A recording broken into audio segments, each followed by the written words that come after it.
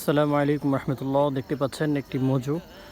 আর আমি শুরুতে বলে নিচ্ছি, আমার এটা অ্যাড করার কোনো উদ্দেশ্য ছিল না, বাস ভালো লাগা থেকেই আজকে আমি এই মজু কেনার পর আমি এই জিনিসটি দেখে আমার কাছে অত্যন্ত ভালো লাগলো। আর আমি ব্যক্তিগতভাবেই